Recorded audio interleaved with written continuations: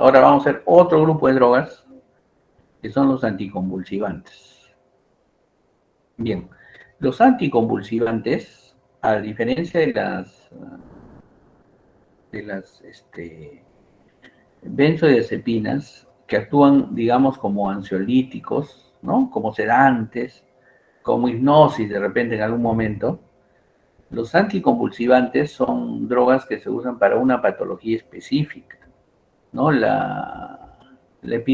anticonvulsivantes han sido usados pues de los años 1850, es decir, así ya vamos a cumplir 180 años, ¿no? Del tiempo de uso de anticonvulsivantes. Y han ido sacándose anticonvulsivantes mucho más modernos en cada momento. ¿Y por qué se van sacando anticonvulsivantes más modernos? Sobre todo en las últimas décadas, en las últimas 2 décadas. Se van sacando porque ahora ya sabemos más sobre la acción, el mecanismo de acción de las epilepsias, sobre dónde actúan, sus sitios activos, sus receptores, los neurotransmisores que actúan, ¿no? Aquí vamos a cambiar de neurotransmisor, porque vamos a irlos viendo los anticonvulsivantes más conocidos, vamos viendo. Algunos antiguos que todavía siguen en uso.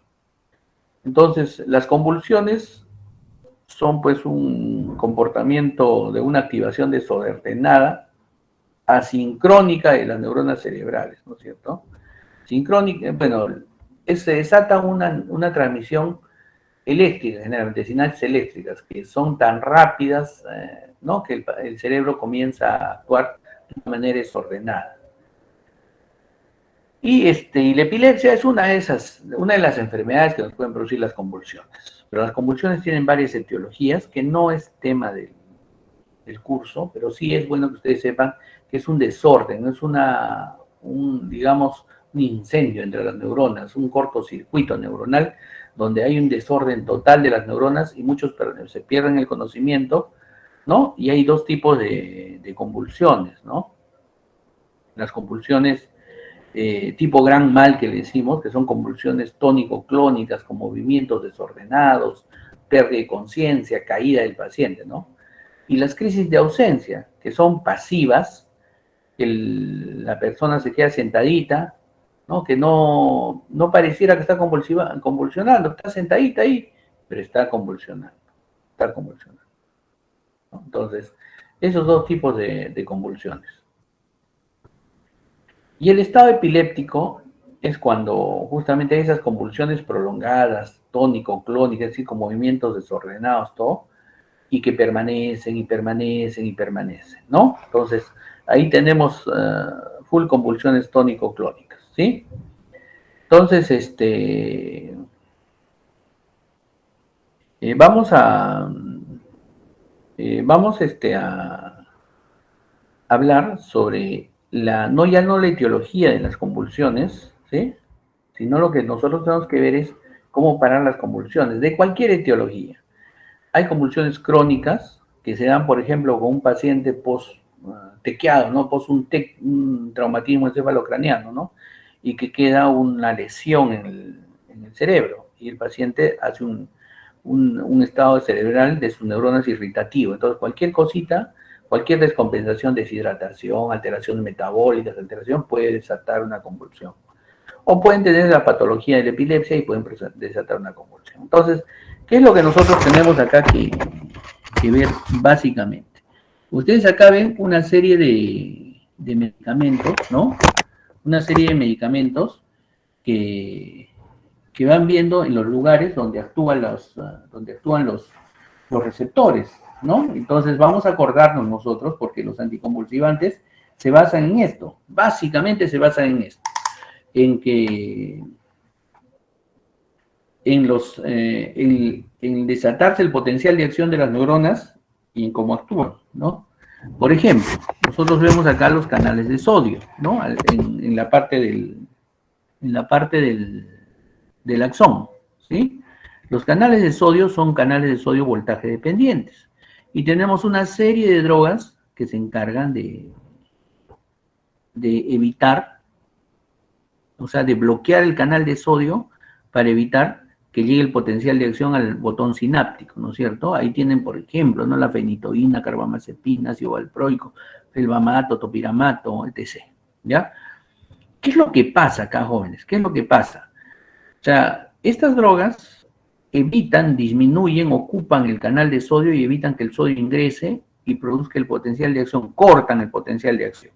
Entonces, lógicamente van a cortar el estado de transmisión excesiva que tienen esas neuronas.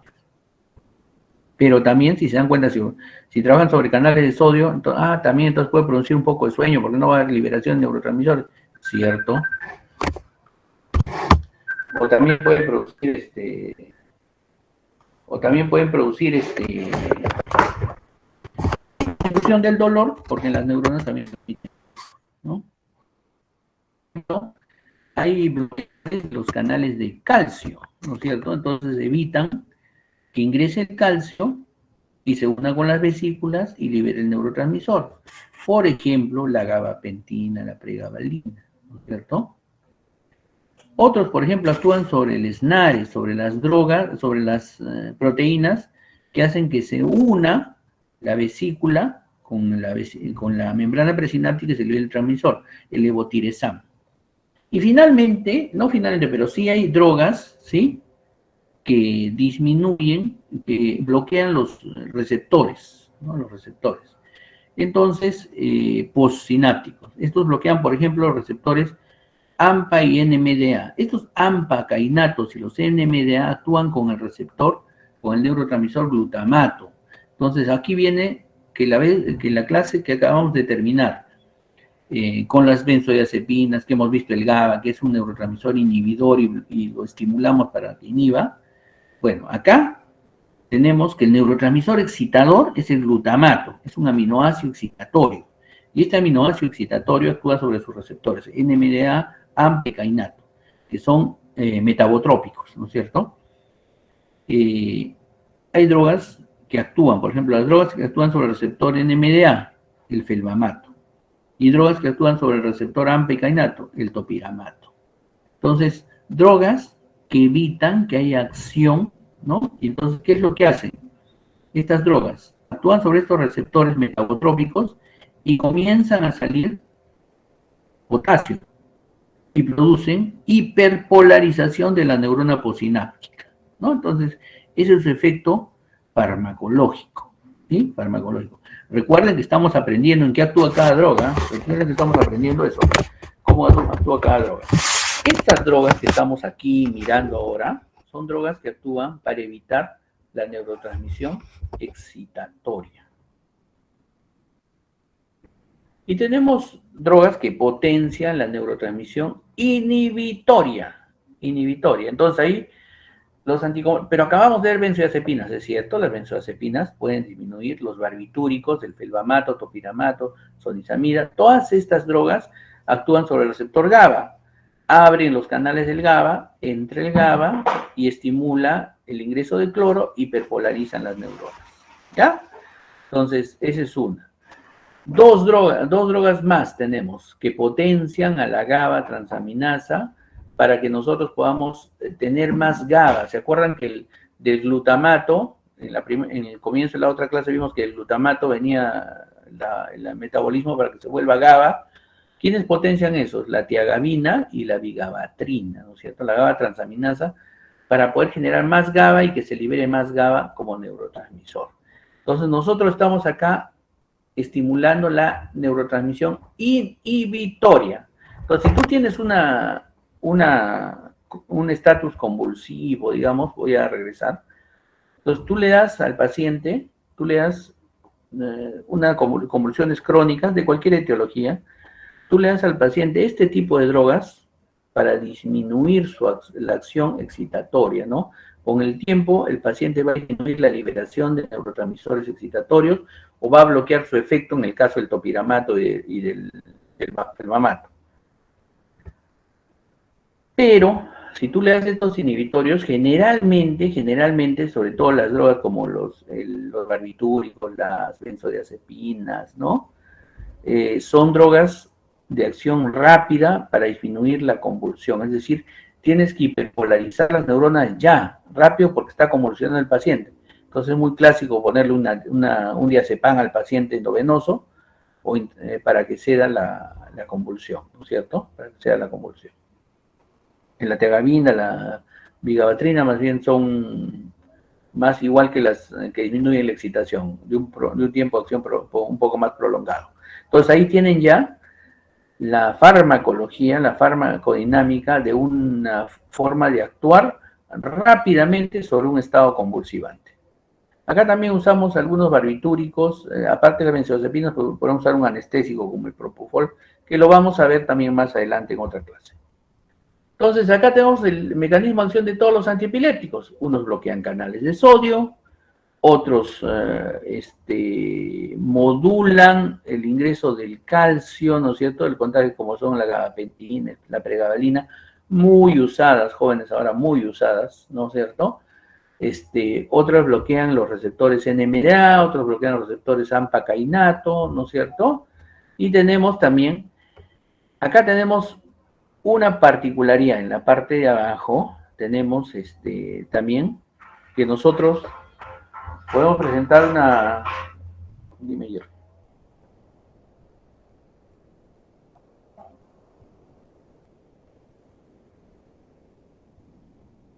Ya, un ratito más, joven, un ratito.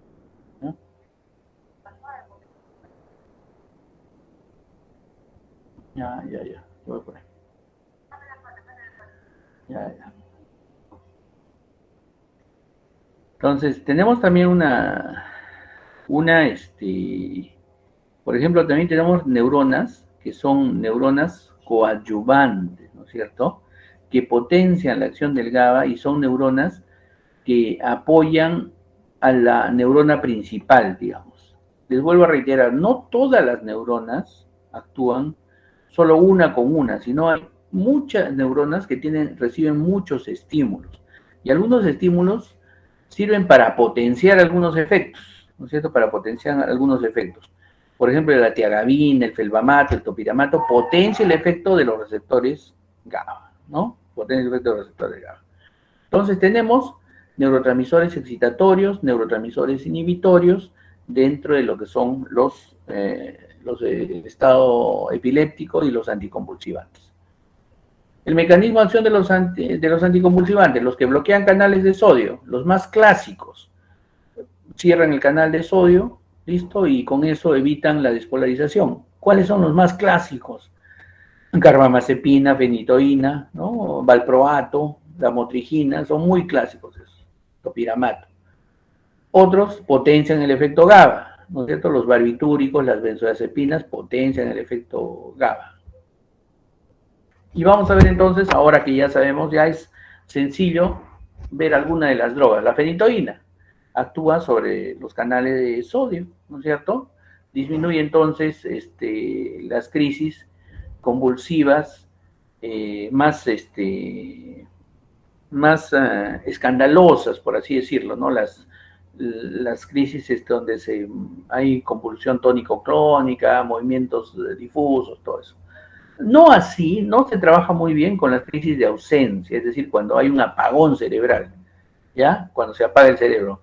Ahí es diferente, ¿ya? Entonces, esta droga solo sirve para los estados convulsivos, para las convulsiones tónico-clónicas, ¿ya? Entonces, se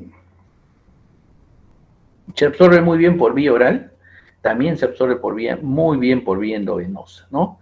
Solo que como bloquea canales de sodio es un poco peligrosa, porque también bloquea canales de sodio a nivel cardíaco, ¿no? Que hemos visto cuando han hecho fisiología a nivel cardiovascular, y seguro con el doctor Vara también han visto que bloqueas canales de sodio, trae sodio y puede producirte bloqueos cardíacos, arritmias cardíacas, etc., ¿no? Entonces, por su misma farmacodinámica, ustedes pueden sacar que esta droga puede ser peligrosa en otros lugares. Sin embargo, se usa mucho, con cuidado, en los estados convulsivos.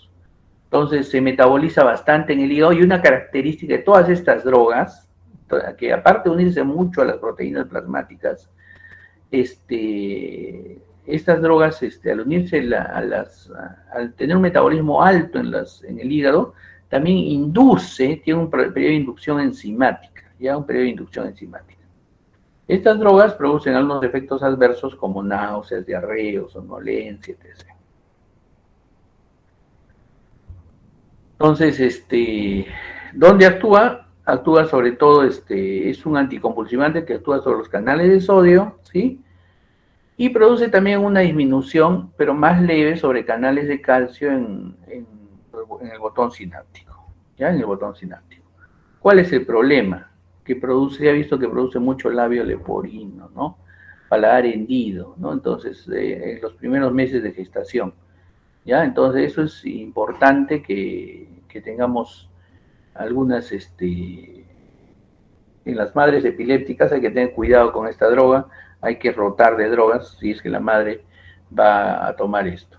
Igual produce un síndrome fenitoínico fetal con microcefalia, ¿no? O sea, con alteraciones craneofaciales. ¿Ya? Entonces es importante también que ustedes tengan en cuenta esto cuando le van a dar a una madre la fenitoína. Produce hiperplasia gingival al tomar crónicamente, ¿sí? Entonces no es tan sana. La carbamazepina es también un anticonvulsivante antiguo de primera línea, bloquea canales de sodio, bloquea canales de calcio en parte, se da en las crisis generalizadas, no se da tampoco en las ausencias, por favor, no se da en las ausencias. Entonces, les reitero, bloquea canales de sodio y canales de calcio. Igual se metaboliza en el hígado y también produce inducción enzimática, ¿sí? Hay un metabolismo tóxico. Entonces, hay algunos efectos graves, muy graves, como son la hiponatremia o el síndrome de Stevens-Johnson, ¿ya? Por lo general, todas estas drogas antipilépticas producen náuseas, pueden producir náuseas, vómitos, mareos.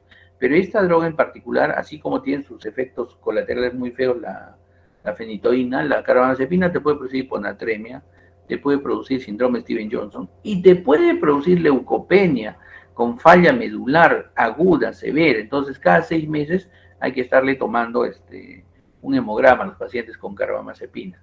Su metabolito de la carbamazepina puede ser, el epoxio puede ser tóxico a veces. El fenobarbital es un barbitúrico del grupo de los barbitúricos que se usa también para crisis epilépticas generalizadas, tampoco se usa para ausencias, ¿ya?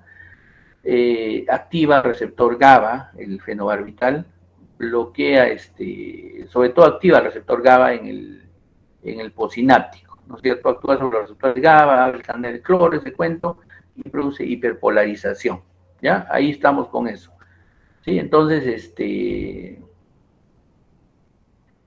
ya no se usa mucho, no se usa mucho el fenobarbital, se está limitando, sobre todo solo para casos de estatus convulsivo, una crisis convulsiva que no puede sedarse, ¿ya? El resto igual se metaboliza en el hígado, se elimina por el riñón mayoritariamente, ¿no? Y produce inducción enzimática. ¿Cuál es el problema también del fenobarbital? Como produce sedación, esta sedación de somnolencia y disminución de la concentración, puede producir depresión respiratoria. El ácido valproico, como hemos visto también inhibidor de canales de calcio, ¿no es cierto?, es más eficaz ante cualquier tipo de epilepsia, tanto sea generalizada como crisis de ausencia, ¿sí? El ácido valproico tiene una acción sobre el receptor GABA, ¿no es cierto? Aumenta la inhibición del GABA, pero también inhibe a la GABA transaminasa. ¿Qué quiere decir esto? Que aumenta la concentración de GABA, ¿no? Aumenta su liberación, su concentración de GABA, ¿no? También actúa sobre los receptores de calcio, ¿no? En el tálamo. Entonces tenemos, este ácido valproico es un poco más completo su acción que el resto de los últimos 3 anticonvulsivantes más antiguos. Entonces, hemos visto anticonvulsivantes antiguos, ¿eh? Fenobarbital, fenitoína y carbamazepina. El ácido valproico sube un peldaño, ¿ya? Sube un peldaño. Entonces, actúa sobre los receptores GABA y sobre la GABA transaminasa también aumenta la concentración y liberación de GABA. El ácido valproico, igual que todo, se metaboliza en el hígado y puede producir inducción enzimática, igual que todo, se une demasiado a las proteínas plasmáticas. Eso ya está casi en todos los anticonvulsivantes, ¿sí? Y los efectos adversos produce igual náuseas, vómitos, diarrea, todo. Solamente una particularidad. Acá puede producir disfunción hepática y pancreatitis el ácido valproico. La etosuximida, que va más o menos con la generación del ácido valproico, ¿sí? La etosuximida es muy buena en crisis de ausencia, al igual que el ácido valproico es buena en crisis de ausencia. ¿Ya? ¿Qué hace la etosuximida? Inhibe canales de calcio en el tálamo, ¿sí? Igual produce efectos farmacocinéticos, ¿sí? Produce náuseas, diarreas, displasias sanguíneas, etc. Entonces, todos estos anticonvulsivantes, antiepilépticos clásicos que hemos visto, ¿sí? Entonces tienen poca ventana terapéutica. ¿Qué es una ventana terapéutica? Es decir, su dosis terapéutica con su dosis tóxica es alta, no, es pequeña. Entonces puedes pasar de la dosis terapéutica a la tóxica en cualquier momento. La eliminación hepática, sí, pero produce inducción enzimática. Tienen alta unión a las proteínas plasmáticas, su cinética no es lineal, entonces les vuelvo a reiterar, hay inducción enzimática casi todas, ¿no es cierto? Y esto hace que el metabolismo vaya, tú le das otra droga, cuando hay inducción enzimática y esa droga pierde su efecto rápidamente. ¿Por qué? Porque se metaboliza, porque estas drogas estimulan la formación de los complejos CYP para poder metabolizar más rápido cualquier otro tipo de drogas. ¿Qué nuevos antiepilépticos vamos a ver? El felbamato, ¿no? Que actúa sobre los receptores NMDA, como les decía, entonces bloquea canales de sodio y calcio. Entonces es una droga más completa. Se usa en crisis parciales mioclonías. Se usa no para el estado convulsivo. ¿eh? Para el estado convulsivo, las drogas viejas, fenitoína, fenobarbital, ¿no? Que son las más, y las benzodiazepinas. Pero para que el paciente no nos convulsione mucho, usa felbamato, por ejemplo, usa sobre los receptores de NMDA. La lamotrigina sobre canales de calcio, ¿no es cierto? Sobre canales de sodio, perdón, disminuye el potencial de los canales de sodio. El felbamato tiene una, digamos, anemia plástica, igual que la carbamazepina y las antiguas, el felbamato también tiene una posibilidad de producir anemia plástica y una insuficiencia hepática, igual que el ácido valproico, ¿no? Entonces, se ha visto que la anemia plástica del felbamato es mayor en las mujeres, más en los adultos, ¿no? Entonces, eso es el efecto.